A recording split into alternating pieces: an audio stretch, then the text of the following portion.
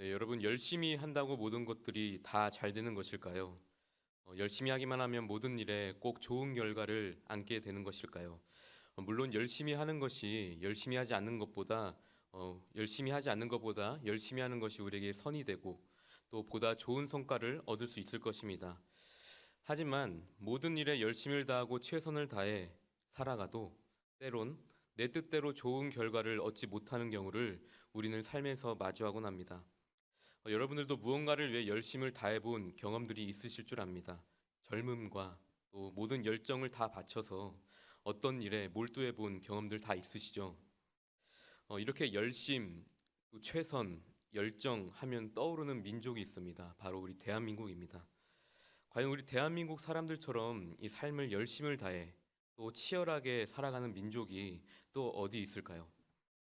이런 특유의 성실함과 열심으로 한국은 이 짧은 기간에 세계에 유례가 없을 정도로 빠르게 경제 성장을 이뤄냈고 이것을 보고 다른 나라에서는 한강의 기적이다라고까지 부릅니다. 그런데 이렇게 열심히 또 치열하게 살아가는 대한민국인데 2021년 기준으로 OECD 국가 중 대한민국이 이 노동 생산성 이 38개국 가운데 29위를 기록했다고 합니다. 그렇게 좋은 기록은 아닙니다. 이것은 무엇을 뜻하냐면 다른 국가에 비해 일하는 시간이 굉장히 많은데 그 효율성이 떨어진다라는 것이죠. 제가 설교 초반에 왜 이런 이야기를 하냐면 제가 직장인을 단편적으로 예를 들었지만 우리는 삶의 각자의 자리에서 또 자신이 처한 그런 상황에서 최선을 다하고 열심을 다해 살아가지만 그 노력에 비해 좋은 결과를 얻지 못할 때가 참 많고 더 나아가서 우리의 삶의 만족 또 행복 지수가 그 노력한 거에 비해서 낮다라는 것을 말씀드리고 싶었기 때문입니다. 이 학생 때는 이 학생의 신분으로 좋은 성적을 위해서 정말 열심을 다해 살아가죠. 또 취업 준비생일 때는 자신이 원하는 직장에 취업하기 위해서 좋은 스펙을 쌓아가며 나름 열심히 살아갈 것입니다. 또 연애에 있어서 또 결혼 준비함에 있어서 직장인으로서 또 가정에서는 한 부모로서 자녀로서 우리는 자신이 처한 상황에서 최선을 다해 열심을 다해 살아가려고 노력한다라는 것이죠. 그런데 문제는 여기에 있습니다. 우리가 공을 들인 거에 비해서 결과가 썩 좋지 않게 나올 때가 있다라는 것입니다. 특히나 우리 신앙인들에게는 그것이 더 크게 다가올 수가 있습니다. 내가 하나님 앞에 기도하면서 정말 열심히 준비했는데 또 나의 모든 것을 쏟아 부었는데 또 밤이 새도록 수고하였는데 결과가 내 마음에 들지 않게 나왔을 때 여러분들은 어떤 마음이 드시겠습니까? 아, 삶이란 것이 참 녹록지가 않구나. 인생이 참 힘들다. 이런 생각이 들지 않겠습니까? 우리는 이 현실이라는 벽 앞에 우리의 몸과 마음이 많이 지쳐 있는 것이 사실입니다. 오늘 본문 말씀을 보시면 자신의 모든 것을 쏟아부은 또 밤이 새도록 수고하였지만 원하는 결과를 얻지 못한 한 인물이 나옵니다. 바로 베드로입니다. 그리고 우리 대한민국 국민들처럼 이 열정 부자였습니다. 모든 일에 최선을 다했고 말보다는 행동이 앞서는 사람이었습니다. 그는 때로는 용감하기도 했고 담대했으며 또 자신감에 항상 차 있었습니다. 그런데 오늘 본문 1절을 보시면 이 베드로가 주눅 들어 있는 상태, 또 예수님께서 게네사렛 호숫가에서 말씀을 전하고 있는데 이 말씀은 듣지는 않고 그 옆에서 그물을 씻고 있었다라고 이 성경에 기록되어 있습니다. 왜 그랬을까요? 너무나도 그의 삶이 지쳐 있었기 때문입니다. 더 적나라하게 말씀드리면 그는 예수님에게도 관심조차 없었고 또 예수님께 마음이 삐져 있는 상태였던 것입니다. 예수님께서 말씀을 전하고 있는데도 불구하고 예수님, 저 지금 예수님 말씀이 들리지 않습니다. 제가 밤이 새도록 그렇게 수고했는데 어떻게 저에게 이런 결과를 줄 수 있습니까? 어떻게 저에게 이럴 수가 있습니까? 라고 예수님께 삐져 있는 상태인 것입니다. 여러분, 우리도 신앙생활을 하다 보면 이런 상황을 피해갈 수 없습니다. 아무리 신앙의 훈련이 잘 되어 있고 또 순종적인 믿음을 갖고 있는 신앙인이어도 이런 상황을 딱 만나게 되면 누구에게나 이런 베드로와 같은 마음이 들 수밖에 없습니다. 아닌 척은 할 수 있지만 우리 마음속 저 깊은 곳 어딘가에 주님에 대한 원망과 분노가 자리 잡고 있을 수도 있다라는 것이죠. 혹시 이 자리에 밤이 새도록 수고하였지만 정말 열심을 다해 최선을 다했지만 물고기를 한 마리도 잡지 못한 그 상황에 처한 분들이 계십니까? 현재 이 은혜의 자리에 머무르고 있긴 하지만 어떠한 말도 들리지 않고 이 상황 자체가 이해가 되지 않아 주님께 화가 나 있는 분들이 혹시 계십니까? 먼저 이 시간 우리가 말씀을 통해서 우리가 먼저 나누고 싶은 은혜는요, 우리 예수님께서는 그런 상황 가운데 놓인 자들에게 먼저 찾아오신다라는 것입니다. 우리 주님 참 인격적인 분이십니다. 우리가 먼저 나아갈 수 없을 때, 그런 힘조차 없을 때 먼저 찾아와 주신다라는 것을 오늘 본문 3절 말씀을 함께 읽어보도록 하겠습니다. 예수께서 한 배에 오르시니 그 배는 시몬의 배라. 육지에서 조금 떼기를 청하시고 앉으사 배에서 무리를 가르치시더니. 예수님께서 게네사렛 호숫가에서 말씀을 전하실 때 어느 한 배에 오르시는데 그 배는 다른 어떤 이의 배도 아닌 바로 시몬 베드로의 빈 배였습니다. 이 부분을 우리의 영적인 눈을 열어서 보면, 영적인 의미에서 보면 빈 배와 같은 베드로의 마음 가운데, 또 우리들 가운데 예수님께서 먼저 찾아오신다라는 것이죠. 찾아오셔서 이 빈 배를 넉넉함으로 또 풍족함으로 채워주실 것을 주님께서 준비하고 계신 것입니다. 어떻게 보면 우리의 마음과 상황이 이 빈 배와 같다라는 것은 하나님께서 우리 삶 가운데 역사하실 여지가 참 많다라는 뜻이기도 합니다. 오늘 이 시간 먼저 여러분들을 축복합니다. 이 빈 배와 같은 우리의 마음 가운데 우리 주님께서 이 시간 찾아와 주셔서 만져주시고 위로하여 주시고 고쳐주시리라 믿습니다. 은혜의 자리에 머물고는 있지만 아무런 기대감도 없고 의욕도 없고 텅 비어있는 우리의 마음 가운데 주님께서 찾아와 주셔서 그 부족함을 넉넉함으로 채워주시리라 믿습니다. 이어서 본문을 보시면 예수님과 베드로의 대화가 시작됩니다. 이 빈배와 같은 우리의 마음 가운데 예수님께서 찾아와 주시는데 이때 우리가 결단하고 취해야 하는 행동 몇 가지가 있습니다. 이 베드로와 예수님의 대화, 또 베드로가 취한 행동을 통해서 이 시간 우리의 빈배와 같은 마음을 어떻게 영적으로 충만하게 채울지 이 시간 3가지 정도 함께 나눠보도록 하겠습니다. 첫째로는 예수님께서는 말씀으로 우리의 빈배를 채워주신다라는 것입니다.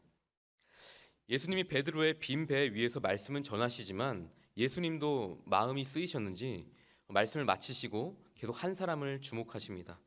그리고 그물을 씻고 있던 베드로에게 다가가서 이렇게 말씀하십니다. 4절부터 6절입니다. 말씀을 마치시고 시몬에게 이르시되 깊은 데로 가서 그물을 내려 고기를 잡으라. 시몬이 대답하여 이르되 선생님 우리들이 밤이 새도록 수고하였으되 잡은 것이 없지만은 말씀에 의지하여 내가 그물을 내리이다 하고 그렇게 하니 고기를 잡은 것이 심이 많아 그물이 찢어지는지라. 여러분 여기서 참 이상한 장면이 하나 나옵니다. 베드로가 어부입니까? 아니면 예수님이 어부입니까? 베드로가 어부이고 예수님은 전직 목수입니다. 베드로 입장에서 생각해 보면 이 상황이 좀 어이가 없었을 것입니다. 그런데 오늘 본문에서 베드로가 아무런 고기를 잡지 못했다고 해서 베드로의 실력을 무시하는 사람들도 있는데 성경을 보면 베드로는 많은 배와 또 많은 일꾼들을 보유하고 있었다고 기록되어 있습니다. 이 전문적으로 기업을 가지고 있었던 이 어부였습니다. 그런 그가 그 갈릴리 바다 특성을 얼마나 잘 알고 있었겠습니까? 낮에는 깊은 곳에서 고기가 잡히지 않다라는 사실을 그도 잘 알고 있었습니다. 하지만 그는 주님의 말씀을 의지하여서 또 순종하여서 그물을 내렸고 그 결과 그물이 찢어질 만큼 고기를 잡게 되었다라는 것이죠. 사랑하는 성도 여러분, 이렇게 하나님께서는 우리의 빈배와 같은 마음을 하나님의 말씀으로 채워주십니다. 그리고 그 말씀에 우리가 순종하며 나아갈 때 우리에게 큰 기적을 우리의 삶 가운데 행하신다라는 것이죠. 그런데 문제는 무엇입니까? 우리가 신앙생활을 하다 보면 우리의 생각과 우리의 경험 또 이성의 세계와 이 하나님의 말씀이 부딪힐 때가 있다라는 것이죠. 하나님의 말씀이 말도 안 되는 소리처럼 들릴 때가 있습니다. 그럴 때 우리가 해야 하는 것이 있는데 그것이 무엇이냐? 바로 순종입니다. 처음에는 느껴지지 않고 믿어지지 않고 동의가 안 되는데도 불구하고 우리가 하나님의 말씀을 믿기로 결정하고 순종하며 나아갈 때에 그때 하나님의 기적이 일어날 때인 줄 믿습니다. 이 시간 다시 한번 축복합니다. 여러분들의 이성과 또 상식과 경험과 느낌에 상관없이 오히려 그 중요한 그 모든 것들을 뒤로하고 하나님의 말씀을 믿음으로 고백하는 날이 있기를 축복합니다. 그때 비로소 하나님께서 일하기 시작하실 것이고 우리의 삶의 풍성한 열매와 기적을 맛보게 해 주실 줄 믿습니다. 두 번째입니다. 우리 예수님께서는 회개를 통해 우리의 빈배와 같은 마음을 넉넉하게 채워 주십니다. 8절 말씀을 함께 읽어보겠습니다. 시몬 베드로가 이를 보고 예수의 무릎 아래 엎드려 이르되 주여 나를 떠나소서 나는 죄인이로소이다 하니. 아멘. 여기서도 참 이상한 부분이 나옵니다. 그렇게 잡고 싶었던 고기를 그물이 찢어질 정도로 잡게 되었는데 베드로의 입에서는 감사합니다, 할렐루야 이런 기쁨의 외침보다 갑자기 예수님 앞에 무릎 아래 엎드려 회개를 하기 시작하는 것입니다. 왜 그랬을까요? 그는 고기가 가득 잡힌 기쁨보다 두려움이 컸을 것입니다. 아, 이분이 정말 그 말로만 듣던 메시아였구나. 여러분, 베드로의 머릿속에는 온통 이 물고기 한 마리 더 잡는 것뿐이었습니다. 그런데 그 기적을 맛봄으로 말미암아 예수님께 삐져 있었던 자신의 지난 모습들이 너무나도 부끄러웠던 것이죠. 예수님께서 생명의 말씀을 전하고 있었는데 본인은 이 물고기만 생각하며 삐져 있었던 지난 자신의 행동과 그 마음들이 이 죄스러운 것입니다. 그깟 물고기가 뭐였다고. 그래서 주님 앞에 저는 죄인입니다, 저를 떠나소서라고 회개를 하고 있는 것입니다. 여러분, 사실 우리가 신앙의 이 무기력함과 공허함에 빠지는 이유는, 그래서 우리의 마음이 어려운 이유는 우리가 성취하려고 했던 그것에 우리가 너무 공을 들이고 있었기 때문이라는 것이죠. 그것이 마치 우리의 인생의 마냥 전부인 마냥, 그거 아니면 절대 안 돼라는 그런 마음이 우리 안에 자리 잡고 있었기 때문입니다. 다시 말해서 하나님보다 내가 그것을 더 사랑했다라는 것이 되는 것입니다. 그것이 아니라면 우리가 이 무기력감과 공허함에 빠질 이유가 전혀 없는 것이죠.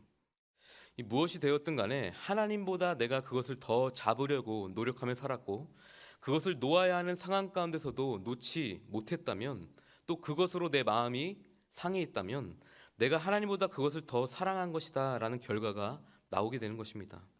우리는 그것을 회개해야 됩니다. 이 시간 여러분들이 정말 놓치지 못하고 있는 것이 무엇인지 한번 묵상해 보시기 바랍니다.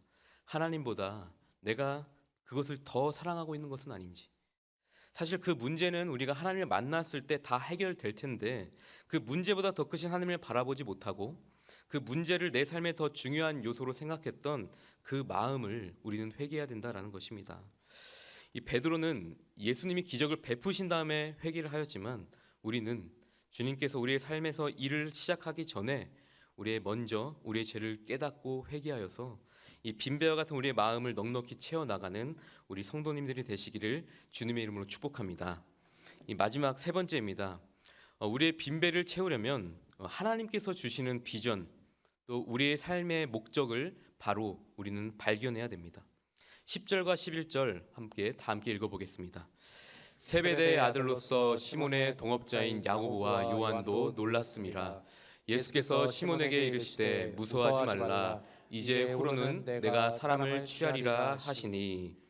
그들이 배를 육지에 대고 모든 것을 버려두고 예수를 따르니라. 아멘. 우리 주님께서 베드로에게 삶의 목적을 바로 알려주십니다. 베드로야, 너는 물고기를 잡으려고 지음받은 사람이 아니야.